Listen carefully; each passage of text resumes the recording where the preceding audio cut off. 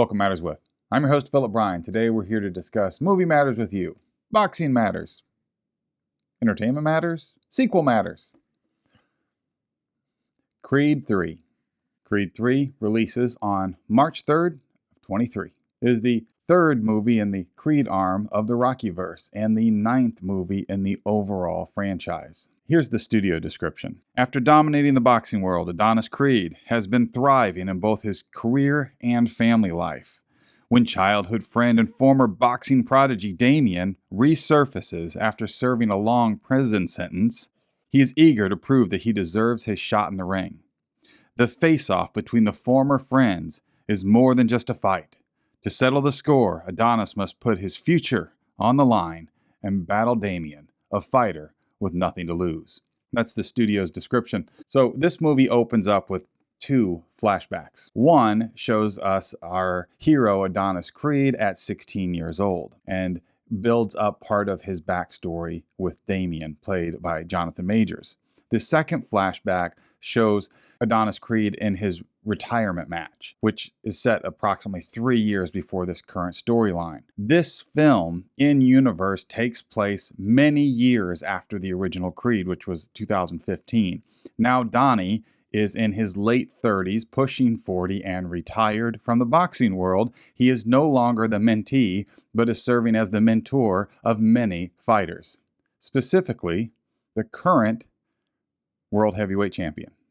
Enter Damien, his old friend that he'd pretty much forgotten about, intentionally. Damien is a gifted fighter, dedicated, talented, and very, very skilled. That's where the drama begins, because this is a variable into his life that Creed was certainly not expecting. Damien and Adonis have a bond. Adonis goes through an experience that many of us have understand, that there are certain people in your life that you may not have seen or spoken to in a long time, but the moment you reconnect in any way whatsoever, you instantly feel that hook that was once there and is probably still there. But this Damien person is a variable that is dangerous, and that's where the story progresses.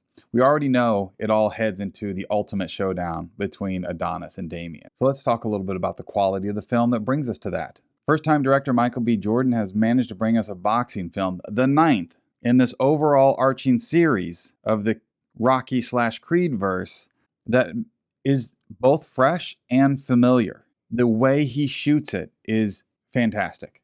There are big swings taken in the way he shoots this film, most of which land. It is visually stunning. It is the storytelling from a visual aspect is absolutely magnificent. There's a couple of misses, but those misses come results of very brave and bold swings in how to present a boxing movie. I cannot compliment the ambition on the visual approach to this film enough. Very good.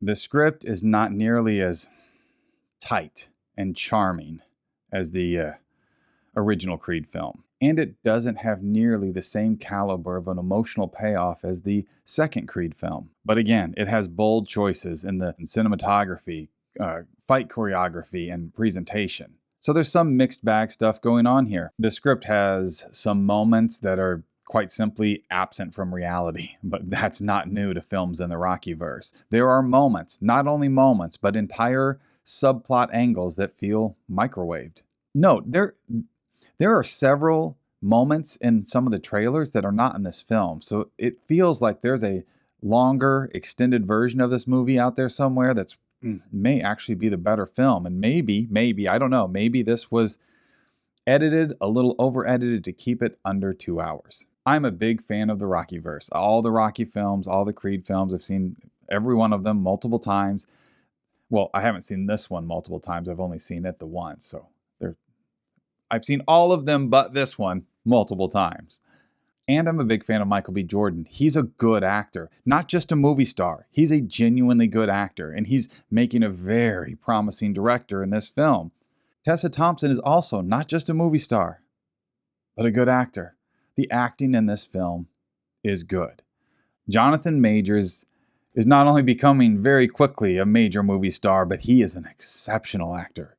What he conveys through facial expressions and eye movement and there's so many layers to every tone, word, expression, form that he presents to the screen. And again, the way Jordan shoots this, you're like right in people's face. It's so personal. It's shot in such a personal sort of way. Like you're in the space of these characters. You feel their or in Jonathan Major's case, you feel his resentment, his hope, his conflict in almost every single line or expression he delivers. There's a couple of moments where some of the conflict dies down in him, but that's the way it's designed to. His approach to this role is absolutely, there's an expression, acting between the lines. He does that so well. He gives us the most interesting antagonist in the Rocky verse since Carl Weathers' magnificent turn as Rocky's frenemy, Apollo Creed. When we meet Adonis in the first Creed movie, he's a young man who's angry and driven and hurt, and we presume that to be because he grew up without his father. But this film actually provides more backstory to that, and there's more to that anger of the young man we first meet in that film. It fills it out and informs it, and there's a lot more layers to that.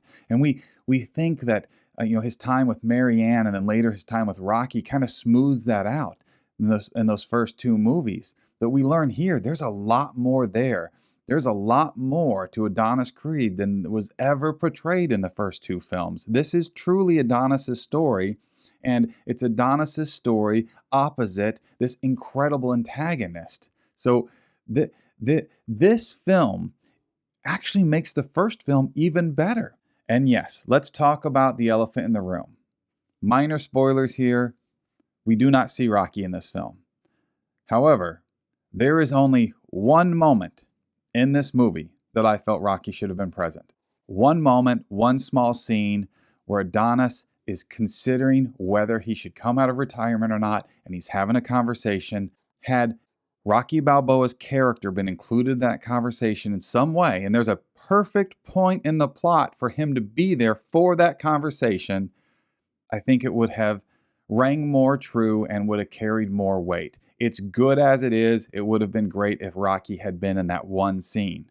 So this is far less jarring, not having Rocky in it, than not having Rocky's son in the first Creed movie, because suddenly we watch that whole movie of Rocky and his son Robert building their relationship in Rocky Balboa, and then in the next movie they haven't spoken in years at all.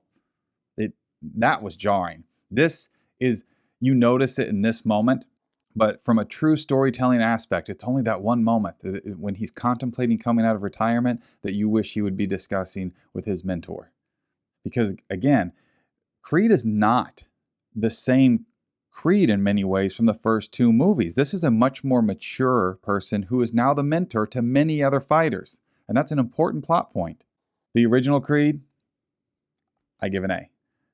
The second Creed, I give an A-. This one is a B.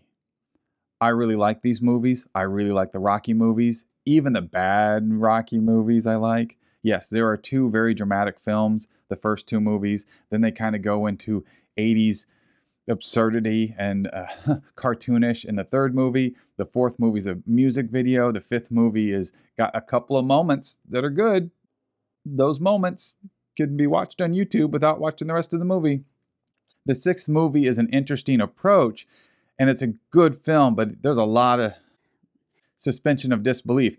And some of that suspension of disbelief should have been applied to this film as well. It would have actually, if they'd have taken a couple of lessons from Rocky Balboa, it may have actually made this film work even better. Because it's a good film. I recommend it. But there's a couple of moments that prevent this film from being an A, and those are key moments. All right. What did you think of Creed 3? What did you think of the first two Creed movies? What do you think of the Rocky movies? What's your favorite Rocky movie? I understand that Rocky 1976 and Creed 2015 from a filmmaking storytelling aspect are the best two films in this series. That doesn't necessarily make them my personal favorites, although I do love them both. There's a part of me, there's the little kid inside of me who secretly, it's not a secret now, I'm putting on the internet, who secretly loves Rocky 3 the most. Yes, I know it's absurd and it's cartoony, but that's the first one I remember seeing as a little kid, and it's got that epic, those epic images in it. So, call it a guilty pleasure. Guilty pleasure. I certainly understand that it's not the best film in the series, but I love it. All right. Listen, thank you for watching, and please like, subscribe, and share this video. Share it with all your friends who like the Rocky films. Share it with your friends that are movie buffs. Trying to do a lot of things on this channel. One of them is reviewing some of our favorite films. Another thing, literary reviews, and also there's quite a bit of Star Trek on here. So feel free to share it. I would appreciate it, and I will appreciate it. Thank you. We'll talk soon.